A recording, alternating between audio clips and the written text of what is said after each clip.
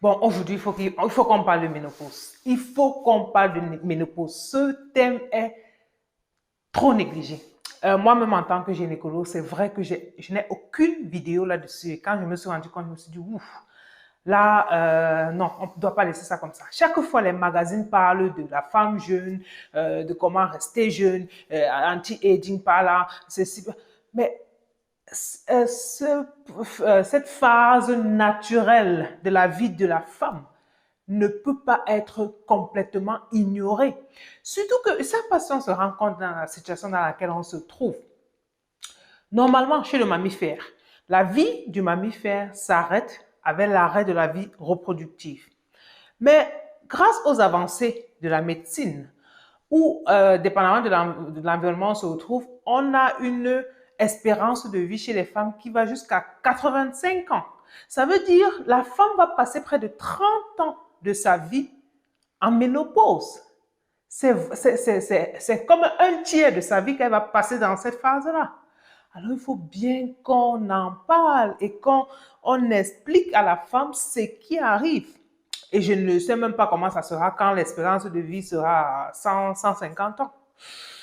Donc, en Allemagne, par exemple, actuellement, on a le nombre de femmes ménopausées historique, dont le plus élevé.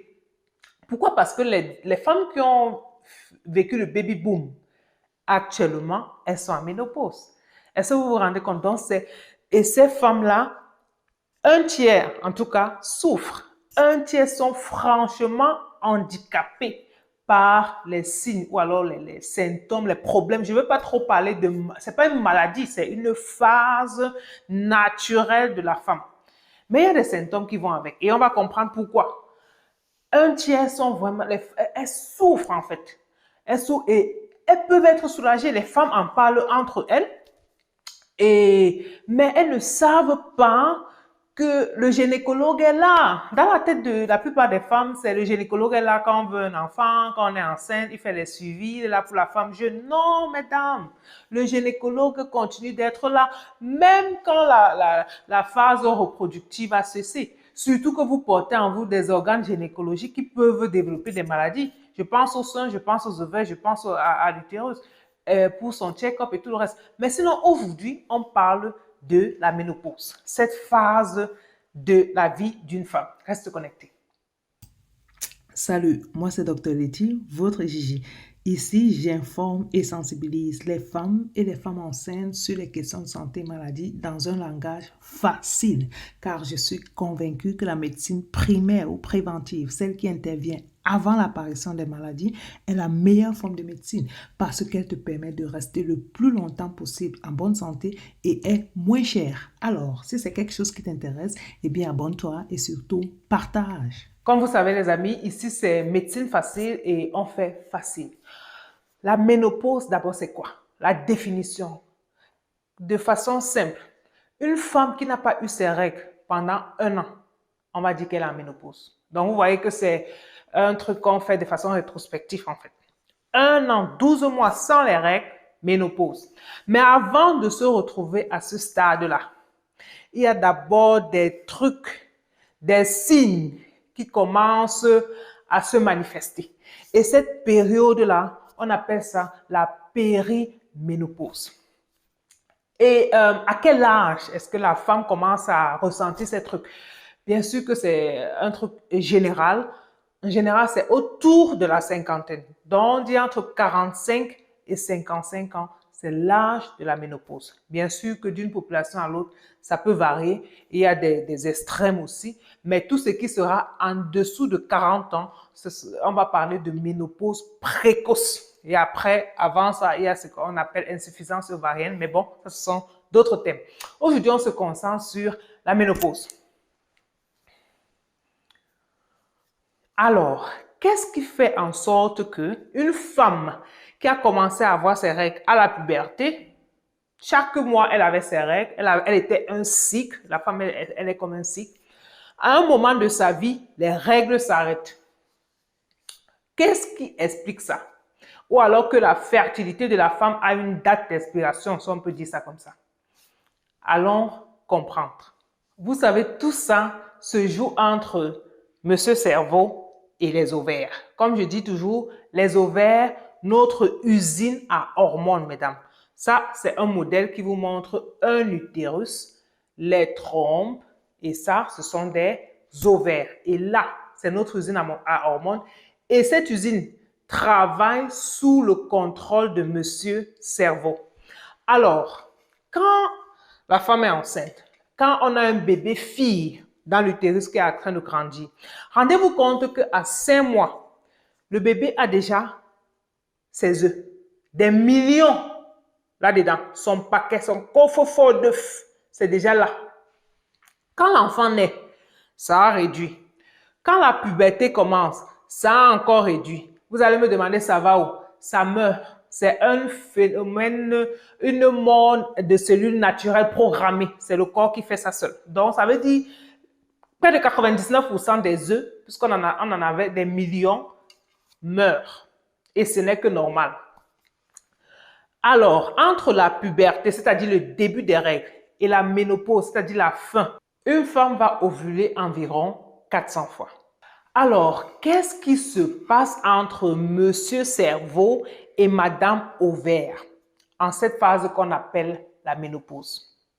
Donc, cerveau et ovaire, là, disons que ils causent un langage, il y a un réseau entre les deux, qui fait que quand on a son cycle, le cerveau va envoyer le message, va téléphoner à l'ovaire que bon, comme tu vois là, il faut pondre l'œuf ou alors tu fais telle chose pour que la femme a ses règles, pour que la femme ait une ovulation.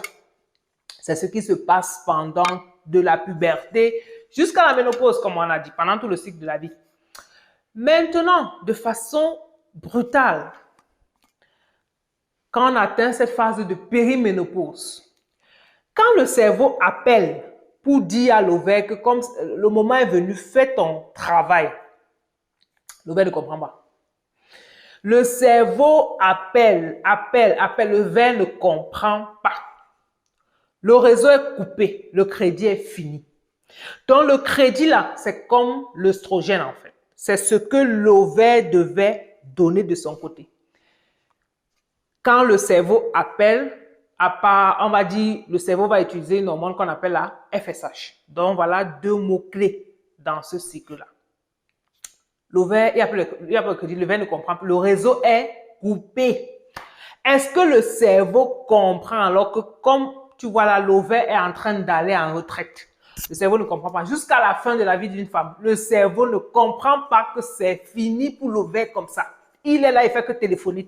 C'est pour ça que quand on va faire une prise de sang, on va regarder le langage du cerveau, cette FSH-là, ça sera toujours élevé parce que monsieur cerveau ne veut pas comprendre que l'ovaire a fini sa mission. Donc, c'est déjà ça du côté hormonal. Cette chute de l'œstrogène, c'est où vous allez comprendre la puissance des hormones dans le corps d'une femme. Pourquoi? Parce que quand ça commence, il n'y a plus assez d'œstrogène. Alors, le cycle commence à être déréglé. Ça vient le mois-ci. 3 mois plus tard, ça ne vient pas. On saigne 2 jours. C'est où ça commence, il y a des signes, la femme sent que son corps, ça ne va plus. À côté de ça, les bouffées de chaleur. Mais je pense que la plupart des femmes ménopausées, bouffées de chaleur, irritation, c'est-à-dire ces changements d'humeur-là, ça menace.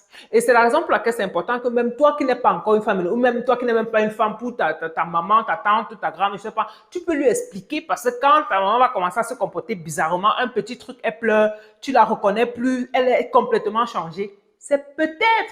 Elle est peut-être dans cette phase de la vie d'une femme. Et ça sera bien si tu es informé, si tu peux l'orienter vers un gynécologue pour qu'elle puisse avoir de l'aide. Et le truc avec cette hormone qu'on appelle l'œstrogène, c'est elle fait tellement de choses.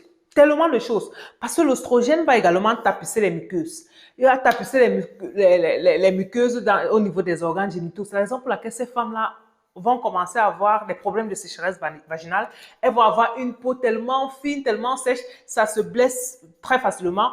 La libido, vraiment, c'est diminué. Les rapports sexuels, c'est douloureux. Voilà. C'est plus du tout le plaisir. C'est la raison pour laquelle il faut consulter parce qu'on peut les aider. et le conjoint d'être à l'écoute de ce par quoi la femme passe. Et cet oestrogène, vraiment la face cachée de l'iceberg, cette hormone protège la femme, mais alors des maladies cardiovasculaires. Les femmes ne font pas beaucoup les infarctus du myocarde comme les hommes avant la ménopause parce qu'elles sont naturellement protégées.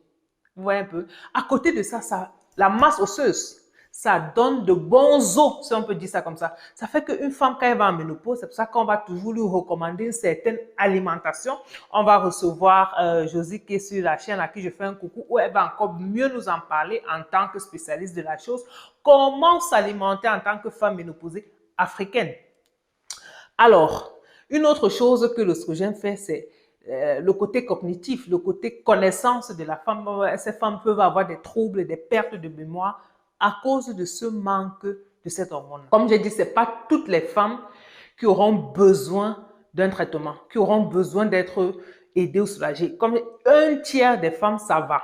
Elles sont menacées, mais ça va. Un tiers ne remarque même rien. Bon, à un moment que bon, les règles ça s'est arrêté. Et un tiers des femmes, elles sont franchement handicapées dans la qualité de leur vie. C'est la raison pour laquelle, bon, le deux tiers peuvent commencer à leur dire, mais fais pas comme ça, tout le monde a ça, ça va passer. Non, non, non, il ne faut pas simplifier ça. Il ne faut pas simplifier ces troubles de sommeil, de la concentration, ces bouffées de chaleur, cette irritation, ça dérange vraiment beaucoup de femmes. Imaginez que vous êtes enseignante et vous avez une classe d'élèves pubères, vous arrivez et puis vous mettez seulement, vous vous mettez à pleurer, vous transpirez de tous les côtés. C'est très gênant. Alors, qu'est-ce qu'on va faire pour aider ces femmes-là? On va donner le crédit, c'est-à-dire on va donner ce qui manque, ce qu'on appelle un traitement hormonal. Je vous vois déjà venir, vous allez dire, oh, docteur Letty, les hormones, c'est pas bien. Les hormones, ça cause le cancer. Vous avez partiellement raison. Il y avait une très grosse étude, je pense que c'était en 2002 aux États-Unis ou 2010, je ne sais plus trop, qui avait fait le rapport entre le traitement hormonal chez la femme ménopausée et le développement de cancer. Le problème, c'est quoi? Le problème, c'est que quand cette étude a été revue, on a constaté que dans cette étude était un peu biaisée parce qu'elle utilisait un style d'hormone progestative, la progestérone, le côté progestérone, une progestérone bien précise.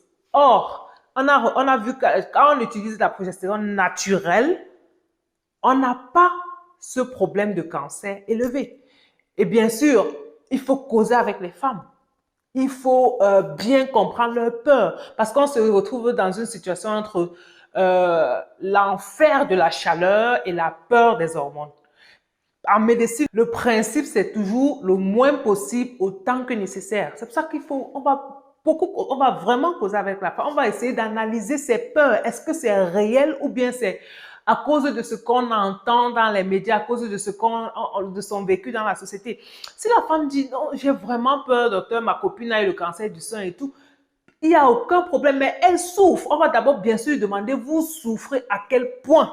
Est-ce qu'elle en a vraiment besoin? Parce qu'il y a peut-être d'autres femmes avec des trucs naturels, l'alimentation, un peu de phyto, ça va aller. Mais il y a celles où il y a des signes, il y a des symptômes qui, ce truc naturel-là n'aide pas pour ce truc de symptômes-là. Et parmi lesquels, les bouffées de chaleur. Là, il faut vraiment le traitement hormonal. Et ça, c'est pas plus d'un à 2 ans. Et un autre point où le traitement hormonal est indiscutable, c'est la ménopause précoce. Là, vraiment, il faut mettre la femme comme elle devrait être jusqu'à la ménopause. Je te donne le disant ce qu'on va causer avec la femme, avec le principe où on ne donne pas pour donner, seulement vraiment pour aider.